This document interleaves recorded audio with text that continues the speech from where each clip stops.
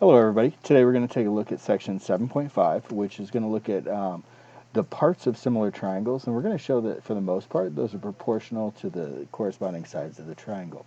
So we have a couple theorems to introduce first, and the first one is 7.7. It says if two triangles are similar, all right, then the blank are proportional to the measures of the blank. All right, so in this one it's going to be perimeters, all right, are proportional to the measure of the corresponding sides. All right, so this is going to allow us to set up and solve in situations, for example, like example 1 over here. All right, example 1 says triangle ABC is similar to XYZ. So these are oriented in the same direction. AC is going to be 20. AB is going to be 36. BC is 40. All right, and that's a perimeter of 96 if we add those up. And on the other one, they tell us this is 35, and they want us to find the perimeter.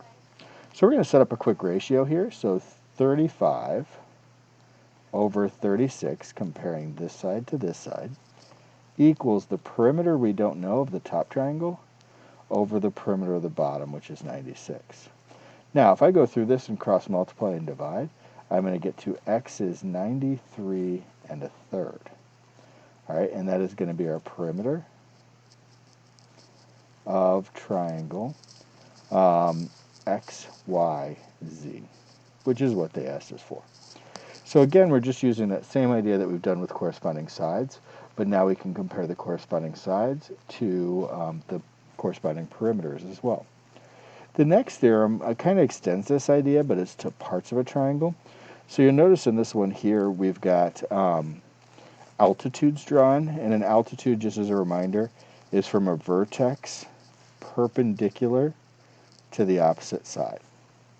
All right, so we have UW and QA are altitudes of those two triangles. So this says if two triangles are similar, then the measures of the corresponding altitudes are proportional to the measure of the corresponding sides. Which just means that we can set up a ratio with those. So here it says QA, and that's going to be compared to UW, is going to be the same as if we do PR compared to TV, so the bottom sides, QR compared to UV, the right sides, and let's see, PQ compared to TU, which is the left side. So we can set up those ratios, and the altitudes fit right in the mix with the sides. All right, then the last theorem on this page says if two triangles are similar, then the measure of the corresponding, and on these we have angle bisectors drawn.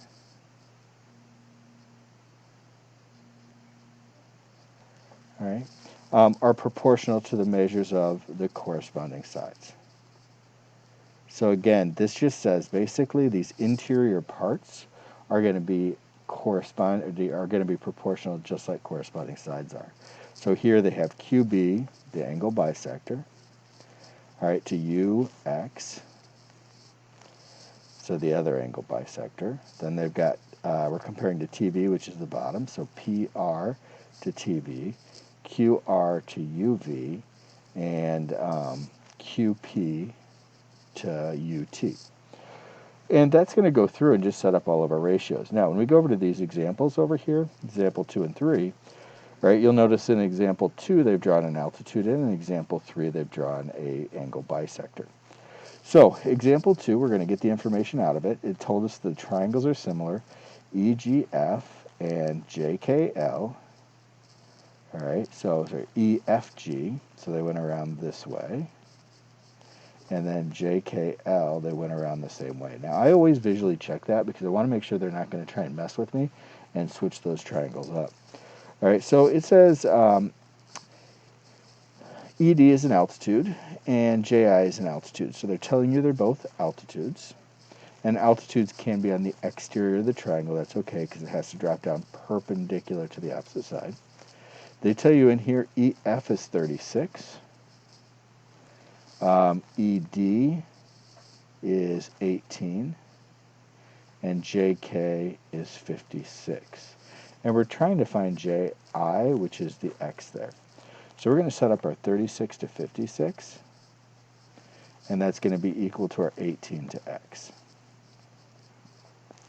Now at this point we need to do some cross multiplying to get this, so we're going to have 36x equals 18 times 56. We're going to divide both sides by 36. All right, 18 goes into 36 twice, so I'll cancel and get that to a 2 down there. 2 goes into 56 28 times, so our x value is 28.